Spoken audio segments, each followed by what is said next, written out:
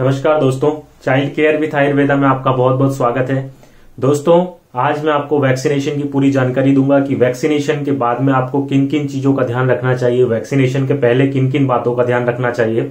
यह जानना आपके लिए बहुत जरूरी है क्योंकि वैक्सीनेशन बच्चों के लिए बहुत जरूरी होता है। अपने बच्चों को सभी टीके जरूर लगवाएं क्योंकि जो हम टीके लगवाते हैं उससे उस बच्चे की उस बीमारी से रक्षा होती है। दोस्तों, लेकिन कुछ बातों का आपको ध्यान रखना है, वो मैं आज आपको बताऊंगा कि जब भी आप वैक्सीनेशन कराने के लिए जाते हैं तो बच्चे को कुछ खिलाकर ले जाएं। खाली पेट हम वैक्सीनेशन नहीं करवाते हैं। जब भी आप वैक्सीनेशन के लिए जाते हैं तो आधे घंटे पहले बच्चे को अच्छे से कुछ खिला दें। यदि बच्चा छोटा है तो उसको अच्छे से आप फीडिंग करा दें। वैक्सीनेशन के बाद हम जनरली आधे घंटे तक कुछ भी खिलाने या पिलाने के लिए अवॉइड करते हैं। वैसे तो वैक्सीनेशन का कोई साइड इफेक्ट नहीं होता, लेकिन 0.001% हो सकता है कि यदि किसी बच्चे को कुछ प्रॉब्लम आए, इसीलिए हम लोग अवॉइड करते हैं कि वैक्सीनेशन के बाद आधे घंटे तक हम बच्चे को कुछ भी खाने को नहीं देते हैं। इसलिए आप जब भी जाएं तो कुछ खिलाकर ही ले जाएं। दूसरी बात जो आपको ध्यान रखनी है कि वैक्सीनेशन तभी बच्चे का कराना है जब आपका बच्चा एकदम स्वस्थ है, बच्चे को फीवर ना हो, उसको सर्दी खांसी ना हो, उसको लूज मोशंस ना हो और बच्चा एकदम हेल्दी हो, उसी समय पर हमें वैक्सीनेशन कराना चाहिए।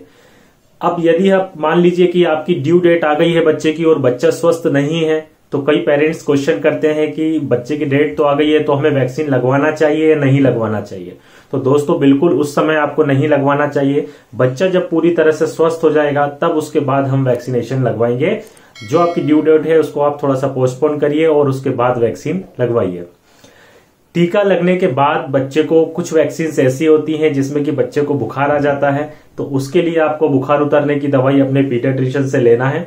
बुखार उतरने की जो दवाई होती है उसका डोज बच्चे के वजन के हिसाब से अलग अलग होता है, इसलिए आप अपनी मर्जी से वो दवाई ना लें। आपके पीडियाट्रिशियन से पूछें और वो जितना डोज बताता है उतना मात्रा में आपको बच्चे को दवाई देना है। कई बार टीके लगने के बाद बच्चे को टीके की जगह पर गठान हो जाती है, तो उससे आपको घबराना नहीं है। कभी कभी ऐसा हो जाता है। यदि बच्चे को गठान हो गई है तो वहां पर आप बर्फ की सिकाई करें।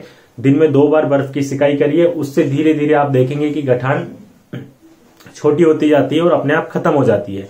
लेकिन यदि आपको ऐसा लग रहा है कि गठान ठीक नहीं हो रही है, गठान बढ़ती जा रही है या वो पक रही है, तो फिर आप जो है अपने पीडियाट्रिशियन से संपर्क करेंगे और उनको आगे की स्थिति बताएंगे ताकि वो उसका उचित इलाज कर सके। वैसे ऐसा होता नहीं है, बहुत कम स्थिति में ऐसा देखने को मिलता है।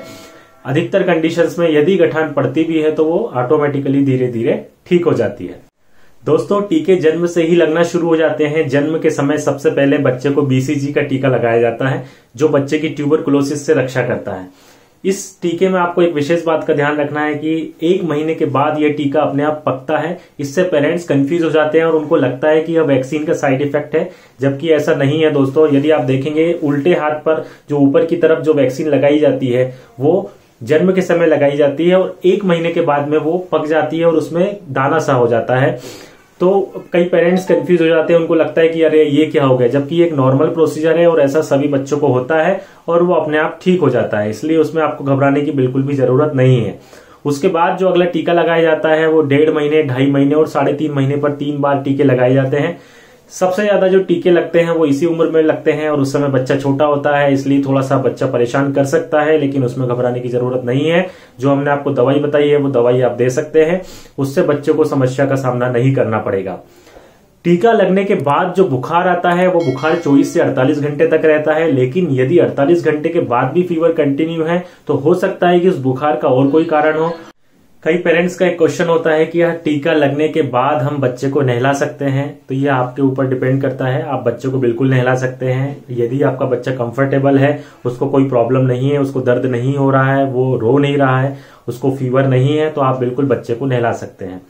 कई पेरेंट्स का क्वेश्चन होता है कि क्या हम बच्चे को वैक्सीन लगने के बाद में मालिश कर सकते हैं। जी हाँ, बिल्कुल मालिश कर सकते हैं, लेकिन यदि बच्चा कंफर्टेबल नहीं है, वो रो रहा है, जहां पैर में उसको टीका लगा है उस जगह पर छूने से बच्चे को दर्द होता है, तो फिर आप 1-2 दिन के लिए मालिश को स्किप कर सकते हैं और उसके बाद फिर कंटिन्यू कर सकते हैं। अगला क्वेश्चन होता है कि क्या वैक्सीनेशन करने के बाद में हमें बच्चे को क्या नहीं खिलाना चाहिए। तो ऐसा बिल्कुल नहीं है, आप सब कुछ खिला सकते हैं। बच्चे का वैक्सीन लगने के बाद में रूटीन वही रहेगा जो सच पहले रहता था। कुछ भी चीज ऐसी नहीं है कि ये चीज आपको नहीं खिलाना है या ज्यादा खिलाना है। जो आप खिलाते थे, जैसा आपका रूटीन था वैसा ही रूटीन फॉलो करिए, उससे वैक्सीनेशन का उससे कोई रिलेशन नहीं है।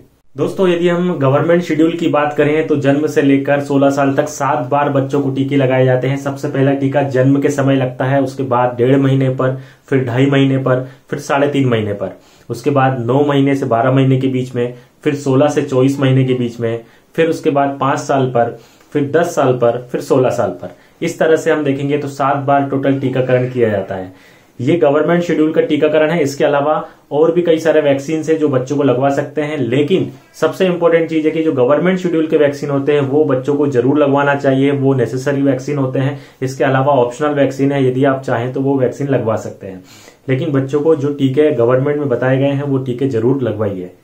जय हिंद।